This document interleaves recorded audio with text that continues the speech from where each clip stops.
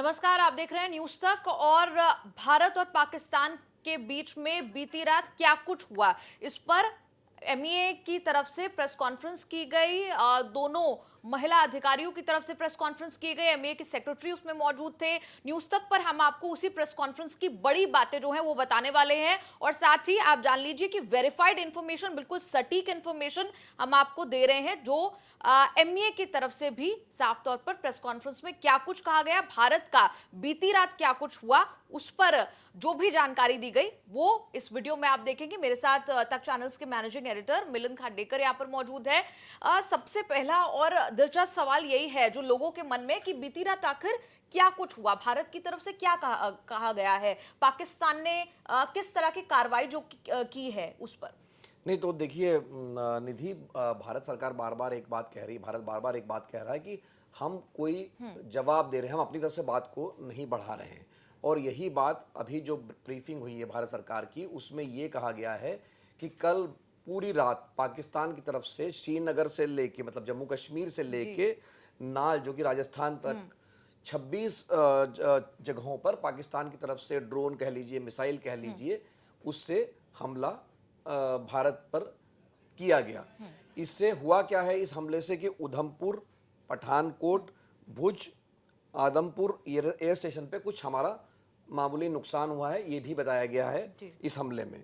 एक जो बड़ी बात ये कही गई कि रात को 1:40 पर पंजाब के एयर स्टेशन पर मिसाइल से अटैक किया गया पाकिस्तान की तरफ से, ये एक बड़ी बात है।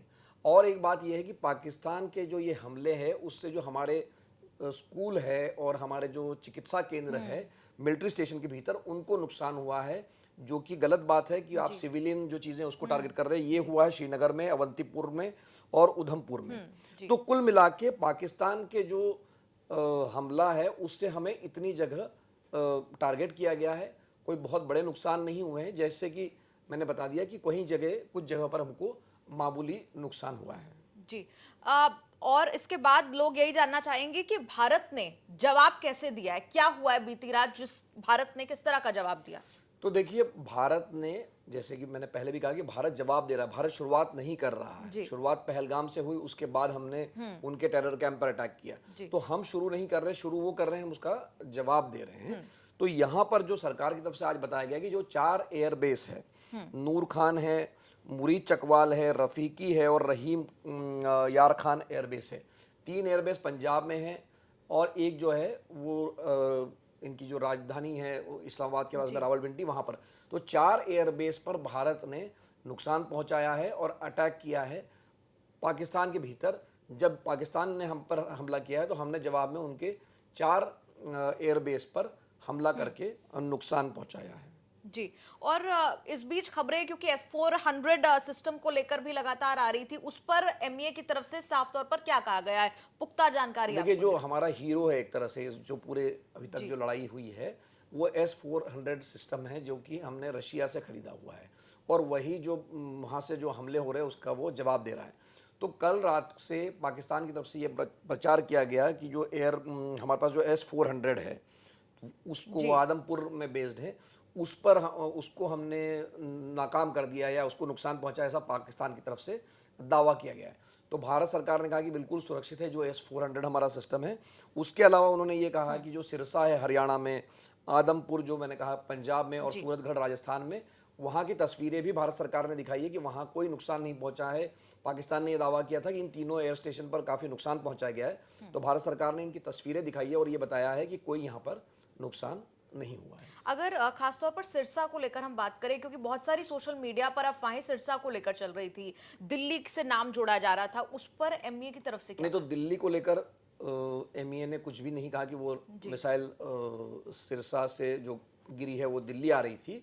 ये कहा गया है कि सिरसा को टारगेट करने की कोशिश की गई है। तो मुझे ऐसा लगता है, ये मेरा अनुमान है, जानकारी नहीं है, कि जो सिरसा में मिसाइल के हमने देखे हैं अवशेष मिले हैं या जो धमाका हुआ है, वो सिरसा में टारगेट करने की, जो एयरबेस को टारगेट करने की कोशिश है, लेकिन उसको कोई नुकसान नहीं पहुंचा, जैसा कि सरकार ने अपनी तस्वीरों में दिखाया है। जी, और इसके अलावा आखिर बात ये कि मिस इन्फॉर्मेशन जिस तरह की फैलाई जा रही है, जैसे हम S-400 की भी बात कर रहे थे इससे पहले, और किस तरह की मिस इन्फॉर्मेशन को कर्ब करने की कोशिश यहाँ पे भारत भी कर रहा है कि किसी भी मिस इन्फॉर्मेशन, कोई भी गलत जानकारी, वीडियोस जो साझा की जा रही है सोशल मीडिया पर, उस पर भारत का स्टैंड क्या है फिलहाल? नहीं, जो पाकिस्तान की तरफ से प्रचार किया जा रहा है कि S-400 को हमने नष्ट कर दिया, या जैसे मैंने कहा कि सिरसा में, सूरतगढ़ में, आदमपुर में, तो वो इस तरह की बातें कही कि हमारा एयरबेस नष्ट कर दिया है, तो इसका खंडन किया गया है।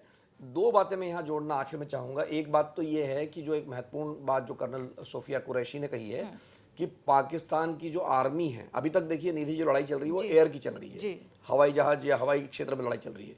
तो कर्नल कुरैशी ने उन्होंने ये कहा है कि पाकिस्तान की जो आर्मी है उसका फॉर्मेशन सीमा की तरफ या एलओसी की तरफ बढ़ते हुए दिख रहा है। तो ये बात है कि इसका मतलब पाकिस्तान जो है वो लड़ाई बढ़ाना चाहता है, क्योंकि उसकी फौज जो है वो सीमा की तरफ बढ़ रही है। दूसरी बात जो सरकार ने कही है, जो कल भी कही थी, कि पाकिस्तान ने कल भी लाहौर से सिविल, मतलब जो नागरिक विमान होता है, जो पैसेंजर विमान होता है, उसको उड़ाया है।